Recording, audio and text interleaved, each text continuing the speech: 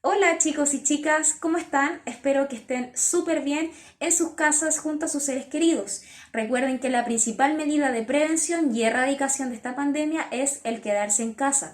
Por favor, no salgan. Y si tienen que salir, tomen las medidas necesarias para protegerse a ustedes mismos y a sus seres queridos. El día de hoy nos reunimos para conversar en torno a ciertos conceptos que ustedes ya empezaron a trabajar en la clase virtual número 1 y que tiene relación con la unidad, la primera mitad del siglo XX. El primer concepto que vamos a revisar el día de hoy es el concepto de vanguardia.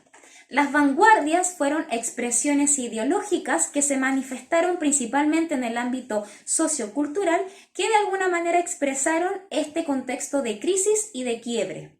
Hay que recordar que la Primera Guerra Mundial se estableció como un conflicto que trajo consecuencias catastróficas para el cómo vivían cotidianamente los europeos y el resto de los países.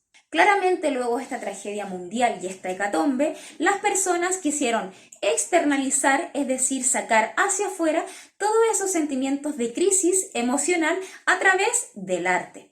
Como ustedes sabrán, el arte se transforma en una de las primeras expresiones humanas en ver u observar cómo está el entorno sociopolítico y sociocultural de un territorio determinado. Por eso no es casual que las primeras vanguardias surgidas hayan sido las vanguardias artísticas.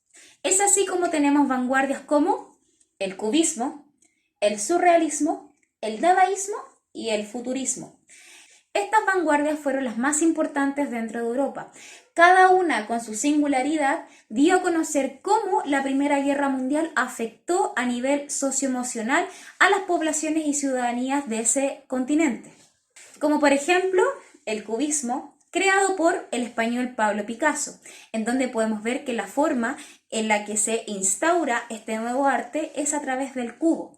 Lo que ustedes quizás podrían creer es que estas obras son simétricas, pero dejan de ser todo lo contrario, ya que el cubismo se establece como un arte rupturista, es decir, el cubo, como lo conocemos, simétrico, deja de serlo al momento de transformarse en una obra de arte. Una de las obras célebres, por ejemplo, de Pablo Picasso es Las señoritas de Aviñón, en donde pueden ver que el cubo es la figura principal de este tipo de arte, pero aún así no se logra ver la simetría que, por ejemplo, podemos ver con el cubo como una figura geométrica. Un segundo ejemplo de vanguardias es el dadaísmo, que se origina en Suiza en manos de Tristan Tzara.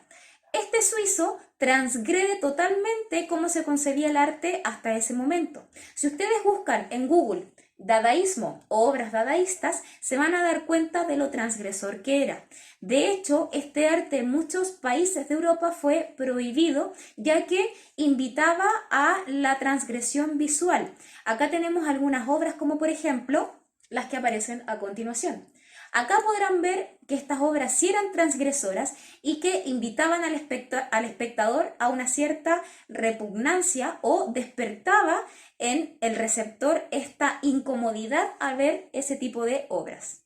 La tercera vanguardia que vamos a revisar a continuación es el futurismo en manos de Filippo Tommaso. Este italiano miraba la sociedad italiana y en su conjunto toda la europea a partir de las máquinas y la industrialización. Si vemos, por ejemplo, obras de este autor, vamos a ver que en todas aparece la máquina como protagonista fundamental. Este tipo de vanguardias también se dieron en el ámbito musical y en el ámbito literario. Por tanto, no es casual, por ejemplo, que el futurismo haya representado tanto en la música como en la literatura esta aspiración de la industrialización. El surrealismo quizás es una de las vanguardias más conocidas junto al cubismo. Su creador, Salvador Dalí, que yo creo que sí lo conocen porque sus bigotes son muy extravagantes y son finalmente lo que lo hicieron más famosos. Este tipo de arte, o mejor dicho, Dalí a través de este tipo de arte, quiso expresar su falta de conformidad con la realidad. Literalmente, surrealismo significa sobre la realidad. Y como verán, en sus obras, la realidad se ve bastante distorsionada y bastante abstracta. Por tanto, es bien complejo observar alguna de sus obras. No obstante, los temas que toca Dalí en todas sus obras hablan de la cotidianidad, como por ejemplo la memoria. La persistencia en la memoria es quizás una de las obras más famosas de Salvador Dalí, y acá tenemos un claro ejemplo de que las vanguardias de esta época reflejaban temas cotidianos de la humanidad del siglo XX. Personalmente creo que el arte es anacrónico, ya que es un tipo de expresión que perfectamente podemos tomar hoy en día para poder trabajar ciertos conceptos como la memoria. Y Salvador Dalí yo creo que también lo tenía muy en cuenta al momento de crear obras como las que le acabo de comentar. Expresiones artísticas como la que hemos visto anteriormente dieron inicio a lo que se conoció como cultura de masas. La cultura de masas se puede definir como una serie de servicios o objetos de consumo que se empezaron a crear en industrias culturales. Tenemos industrias culturales que operan hasta la actualidad, como por ejemplo la moda, los medios de comunicación y los deportes. Esta serie de industrias culturales empezaron a crear contenido y objetos de consumo para la sociedad en su conjunto, especialmente para la clase media. En esta época, la clase media se transforma como la más numerosa dentro de las clases sociales existentes.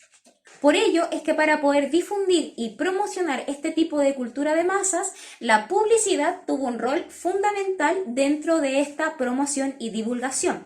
Por eso es que el trabajo del día de hoy tiene que ver con la publicidad de la cultura de masas que se empezó a crear para que ésta pudiese llegar a la mayor cantidad de personas posibles. Por ello es que la evaluación de proceso del día de hoy tiene relación con la publicidad de masas.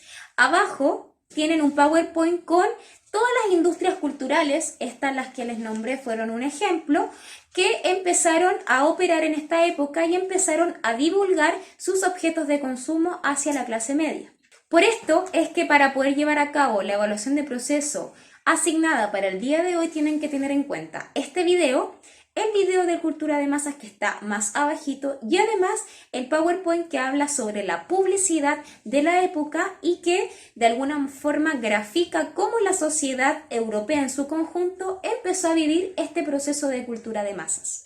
Cualquier duda que tengan me la pueden hacer llegar mediante Classroom.